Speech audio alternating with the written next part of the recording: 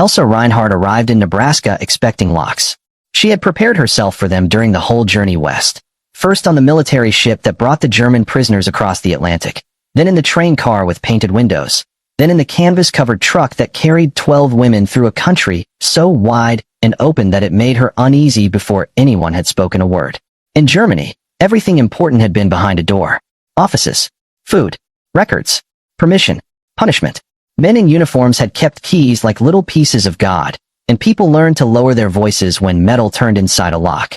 So when the truck stopped at Camp Ashford on a dry September afternoon in 1945, Elsa sat with both hands folded over her small canvas bag and waited for the proper sound of captivity. A gate clanging shut, a guard shouting numbers, a chain dragged across wood. Instead, the first thing she saw was a screen door propped open with a brick.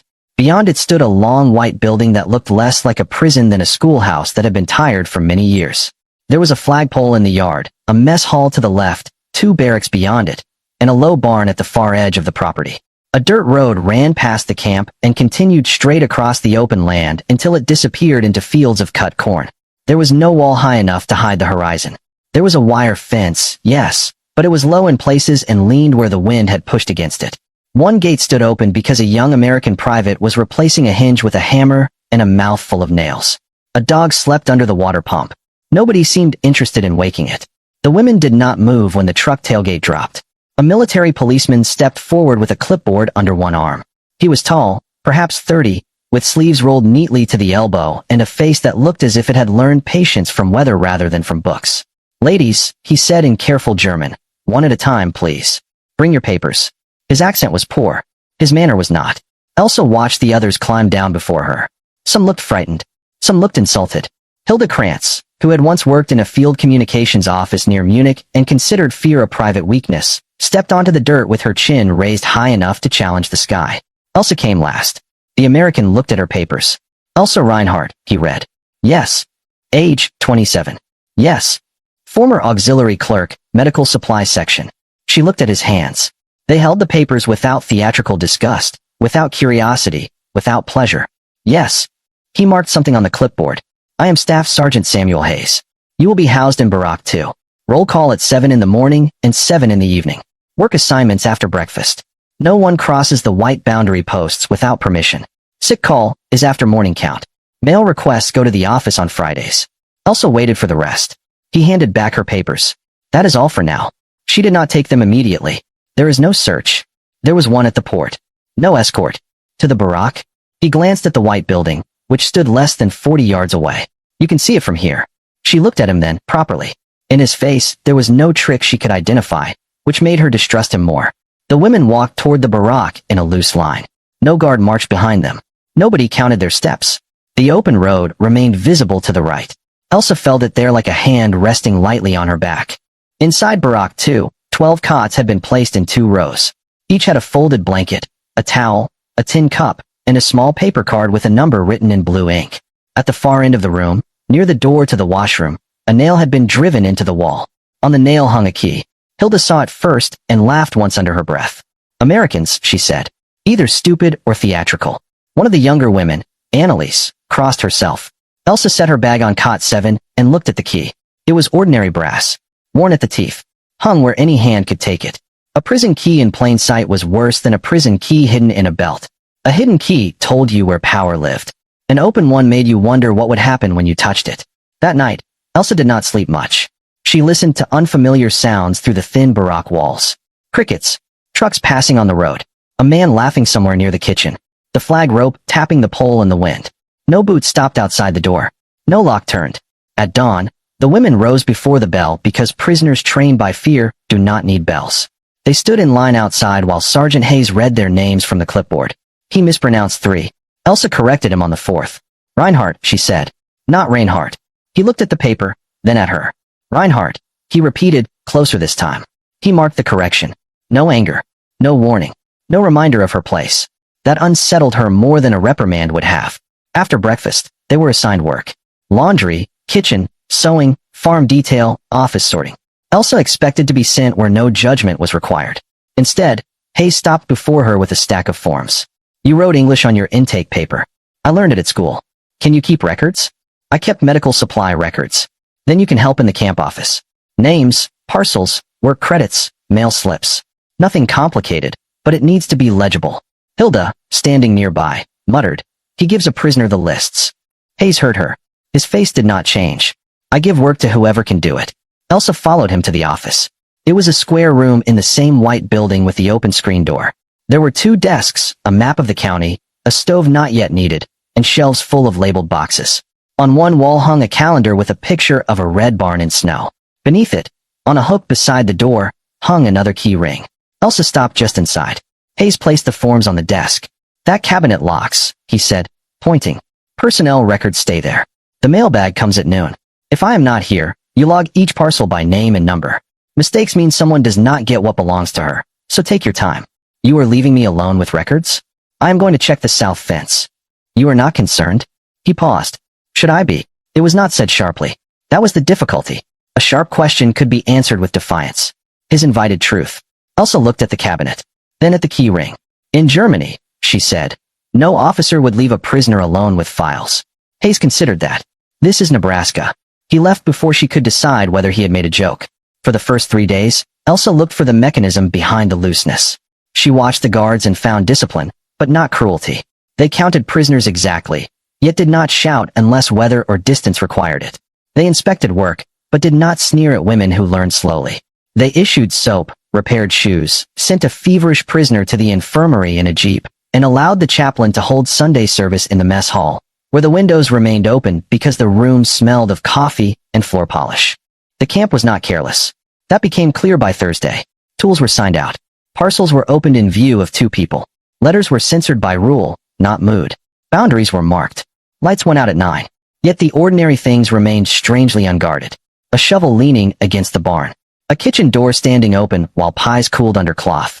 A truck with its keys left above the visor because Private Miller had forgotten them there, and nobody seemed to believe the world would end. A road that did not move, did not hide, did not threaten, simply waited in the sun. By the second week, Elsa knew the camp schedule better than some of the Americans. At 7, roll call. At 7:30, breakfast. At 8, work detail. At noon, mail truck. At 3, farm wagon from the Henderson place. At 6, supper. At 7, count again. She learned the names too. Private Miller, who forgot keys but never forgot extra milk for the infirmary. Corporal Brooks, who sang badly while carrying laundry. Lieutenant Adams, who wore his authority like a coat he intended to keep clean. And Sergeant Hayes, who noticed everything and made little noise about it. He was from Iowa, not Nebraska. His father raised corn and hogs outside a town called Winterset. He had been in France, then Germany, then assigned to POW administration because, as he put it, somebody decided I could read forms without losing my temper. Elsa did not ask what he had seen in Europe. He did not ask what she had believed. Their conversations stayed practical, which made them possible. "Parcel for Krantz," he said one afternoon. Elsa checked the slip. 2 pair stockings, 1 comb, for photographs. No food. Log it. She will complain. She may do that after she signs. Another day, he placed a box of pencils on her desk. "For office use. You give prisoners pencils too easily. You write better with them than I do. This is not a high standard." He looked at her for a moment, then the corner of his mouth moved. "No, ma'am. It is not." She should not have enjoyed that. She told herself she did not. Hilda noticed anyway. "You speak to him as if he is a neighbor," Hilda said one evening while they folded blankets. "He is the sergeant. He is the enemy's sergeant. The war is over." Hilda pulled a blanket hard enough to snap the air. "Tell that to the graves." Elsa said nothing, because Hilda's brother had died somewhere near Aachen, and grief did not become false just because it was inconvenient. Still, Hilda grew restless in a way that made the barack colder. She watched the road. She asked about train schedules. She volunteered for barn work because the barn sat nearest to the boundary posts. She made jokes about American softness and then stopped joking when nobody answered. On Friday of the 3rd week, the mail truck brought 3 letters for the women and a small parcel for Annalise. It also brought a list from Washington concerning repatriation procedures. Elsa typed copies under Hayes' supervision. "Some will go before Christmas," he said. "Back to Germany?" "Yes." Hilda stood near the office stove repairing a torn sleeve. Her needle stopped. "What Germany?" she asked. Hayes looked at her. "The one that is left." Hilda laughed without amusement. "And if nothing is left for us? Then you start with what is. That is American advice. That is farm advice." Elsa kept her eyes on the typewriter, but the words stayed with her longer than they should have. That evening, after count, She walked alone toward the white boundary post near the barn. No one stopped her. The sun had gone low, and the cut fields beyond the road shone dull gold in the last light.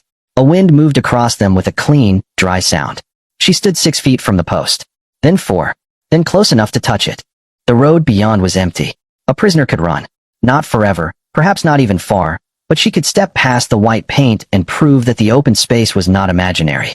Miss Reinhardt. Hayes's voice came from behind her. She turned too quickly.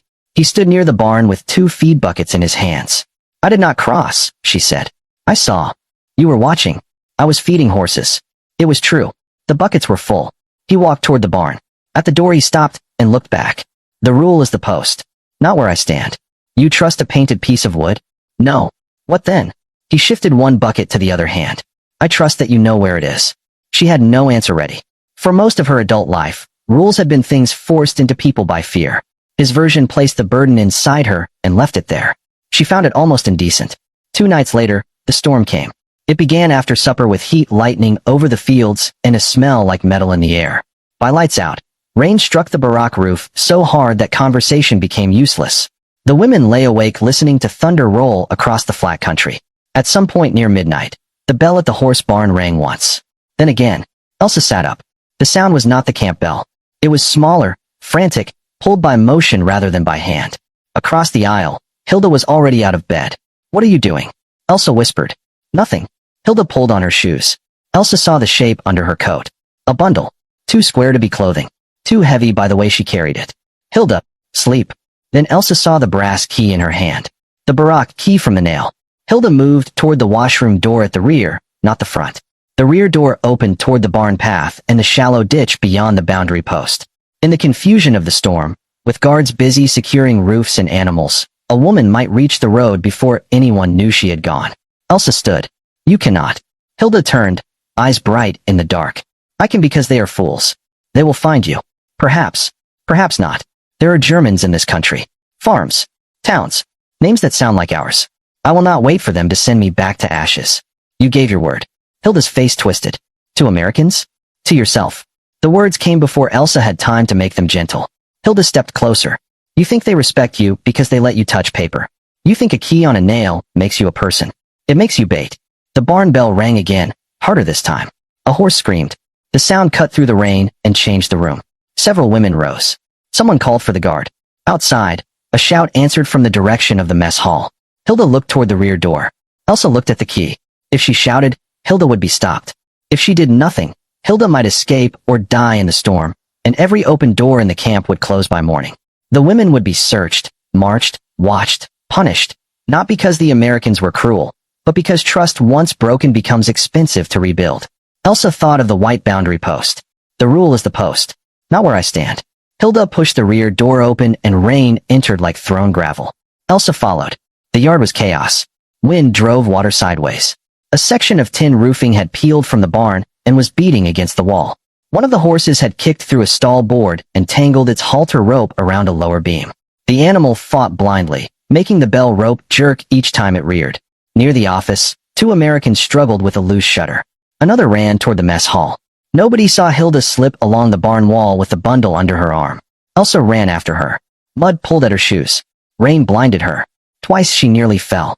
Hilda reached the boundary post and kept going. Hilda, stop.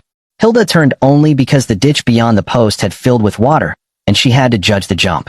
In that second, lightning showed her face, wet, furious, frightened. You can come with me, Hilda said. Elsa stopped at the post. The road lay 20 yards beyond the ditch. Past it were fields, darkness, and the idea of disappearance. Behind her were barracks, records, counts, rules, Americans, open doors, and a kind of expectation she had not asked to receive. The barn bell rang again. Elsa looked back. The trapped horse struck the wall so hard the whole side shook. Private Miller was trying to reach the stall, but the door had jammed from the inside. Hayes was not there. He had gone in the jeep before supper, taking Annalise to the county hospital with a fever that had worsened by the hour. The tool shed stood between the barn and the office. Unlocked. Elsa knew because everything here seemed designed to insult suspicion. She held out her hand to Hilda. Give me the key. No. The barn key. It is on that ring too. Hilda glanced at the bundle. Elsa stepped past the white post. For one moment, both women understood what that meant. Not escape. Not yet. What violation? A line crossed by choice. Elsa moved closer. Hilda, if that animal breaks its leg, they will shoot it. If the barn catches, Min will be hurt. Give me the key. Why do you care? Because someone left it where we could reach it. That is not an answer. It is the only one I have. Hilda looked toward the road. Elsa did not know what would happen until it happened. Hilda threw the key ring at her feet. Then be useful to them, she said. She turned to run. Elsa picked up the keys from the mud and ran back toward the barn. By the time she reached the door, Miller had blood on one cheek from flying wood, and Corporal Brooks was trying to pry the warped frame with a shovel. The side door. Elsa shouted in English. Brooks looked at her, as if she had appeared from the rain itself. Key, she said. I have key. He hesitated for less than a second, then followed. The side door opened into the feed passage. Elsa found the right key on the third try because her hands were shaking. Inside, the air smelled of wet hay, fear, and hot animal breath. The horse screamed again. Miller climbed through the stall gap. Brooks held the lantern. Elsa saw the rope, saw the knot tightened against the beam, saw the knife in Miller's belt, and took it before asking permission. Hold the head, she said. What? The head? Hold him, or he breaks you. Miller obeyed because urgency has its own authority. Elsa cut the rope. The horse lurched forward, struck the gate, then stopped, trembling. Brooks grabbed the halter. Miller swore once, softly, not at her, not at anyone. Just because the body sometimes must say what the heart cannot. When it was done, they stood in the passage breathing hard while rain hammered the roof. Then Hayes entered from the far door, soaked through, hat gone, face pale with cold and anger held under discipline. His eyes went first to the horse, then to Miller's bleeding cheek, then to Elsa, then to the keys in her hand. No one spoke. Elsa walked to him and placed the ring in his palm. I crossed the boundary, she said. Hayes closed his fingers around the keys. Why? She looked toward the open side door. Hilda Krantz tried to leave. She had these. I followed her past the post. She threw them down. I came back because the horse was trapped. Brooks said. She opened the side door, Sergeant. We needed it. Hayes did not take his eyes from Elsa. Where is Krantz? Elsa turned toward the road. I do not know. The answer cost more than she expected. Hayes looked out into the storm. Then he gave orders, quick and exact. 2 men to the road. 1 to the north field. Wake Lieutenant Adams. Bring lanterns. No rifles unless necessary. Nobody fires into rain at a frightened woman. That last sentence stayed in Elsa's mind. Not because it was tender. It was not. It was disciplined. Hilda was found an hour later less than a mile away, ankle twisted in a drainage ditch, bundle soaked, pride ruined beyond repair. She had not reached the road that led to town. She had not reached freedom. She had reached mud, corn stubble, and the end of an idea. By morning, every prisoner in Barrack 2 expected consequences. They stood at roll call under a washed-clean sky, eyes fixed forward, waiting for the old logic to return. One woman breaks trust, all pay. One hand touches the key, every door locks. One person fails, everyone becomes guilty. Lieutenant Adams read the report. His mouth was stern. His uniform was dry. He looked like a man who preferred rules because they saved him from improvising justice. Hilda Krantz violated camp boundary, stole camp keys, removed food stores, and attempted escape, he said. She will be confined pending review. The women waited. Adams looked at the line. No other prisoner is charged. The silence changed shape. Hilda, seated on a chair by the office with her ankle wrapped, stared at the ground. Adams continued. Barrack key remains where it was. Work assignments remain. Roll call remains. Privileges remain unless individually lost. He folded the paper. Dismissed. The women did not move at once because mercy can be as shocking as punishment when a person has been trained for collective blame. Hayes approached Elsa after the others had gone to breakfast. You told the truth when a lie would have been easier, he said. I also crossed the line. Yes. What happens for that? What should happen? The question irritated her. You are the sergeant. And you are the one who crossed. She looked past him toward the road, now harmless in daylight. I should lose boundary privilege for a week. There is no such written privilege. Then write it. For the first time since she had known him, Hayes almost smiled fully. All right. 1 week. You stay inside the inner yard unless on assigned work. She nodded. And Miss Reinhardt. She looked back. The horse is alive. She swallowed once. I know. Private Miller says his cheek would look worse if you had not taken the knife when you did. He was holding it wrong. I will tell him that gently. He should learn quickly. Horses are not patient with American confidence. This time Hayes did smile, and it made him look younger than war had allowed him to be. After that night, something changed in the camp, though nothing visible moved. The key still hung on the nail. The screen door still opened and closed with its tired spring. The road still ran past the white boundary posts. Tools still leaned where men had left them, and the barn remained unlocked during work hours. What changed was Elsa's understanding of those things. The open door was not ignorance. The key was not bait. The road was not proof of weakness. The Americans had built a prison, yes, but inside it they had left room for a person to meet herself. That was more frightening than a lock, because a lock tells you the guard is responsible. Trust tells you that you are. In November, repatriation orders came for 6 of the women, including Elsa. By then, the fields had been cut clean, the air had turned sharp, and the camp stove smoked every morning before breakfast. Hilda was walking again, quieter than before, though not softer. She and Elsa never spoke of the storm except once, when Hilda stopped beside her cot the night before departure. "You should have come," Hilda said. Elsa folded a shirt into her bag. "No, you do not even wonder?" "I wonder every day." Hilda studied her. "Then why?" Elsa looked at the key hanging by the washroom door. "Because I wanted to know what kind of person I was when the door was open." Hilda had no answer for that. Or perhaps she had too many. The next morning, the 6 women stood by the truck with their bags. Lieutenant Adams checked the list. Private Miller loaded parcels.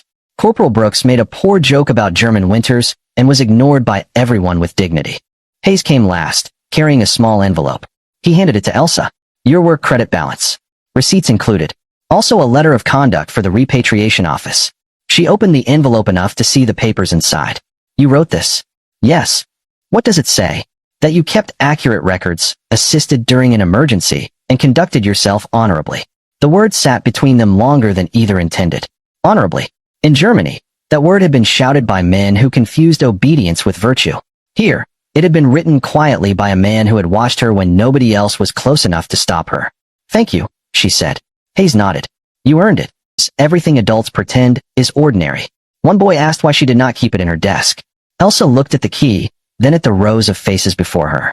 Some had fathers who did not come home. Some had mothers who still saved string and bread crusts. All of them had inherited a country where too many people claimed they had only followed orders. She could have given a simple answer about convenience. Instead, she said, "Because a locked door is not the only way to keep a room safe." The boy frowned. "What is the other way?" Elsa took up a piece of chalk. "By becoming the kind of person who does not steal what is trusted to him."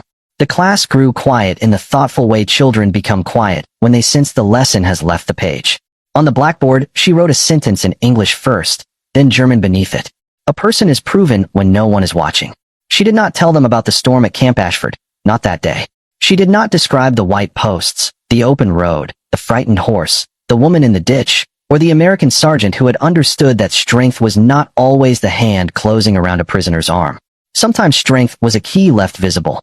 Sometimes it was a door left open.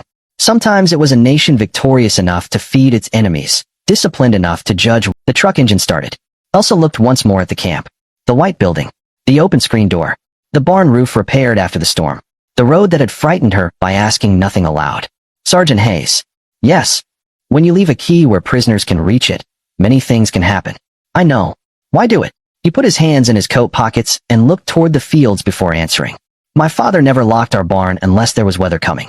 Said a lock keeps out a thief, but it also teaches the honest man he was suspected first." "That is farm advice?" "Yes, ma'am." She almost smiled. "America has much farm advice. Most of what we know came from trying not to starve." The truck driver called for them to board. Elsa held the envelope against her coat. "In Germany, when I teach again, I will remember this place." "You were a teacher?" "Before the war found better uses for everyone." Hayes looked at her, as if he had discovered a piece of the record that should have been written earlier. "Then Germany will need you." The simplicity of it struck her harder than praise. She climbed into the truck. As it pulled away, she did not wave at first. Then, when they passed the boundary post, she lifted one hand. Hayes lifted his in return. The camp grew smaller behind them. The road widened ahead.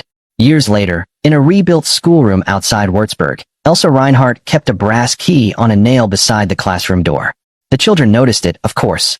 Children noted one person at a time, and confident enough to expect decency before demanding fear. Elsa placed the chalk down and looked at the children. "Now," she said, "write your names carefully. A name is something you must learn to carry well." They bent over their papers. Outside, the schoolyard gate stood open in the morning light. Thank you so much for watching this story with us. If this video sparked your interest, please leave a like and subscribe to the channel so we can continue exploring ancient history together.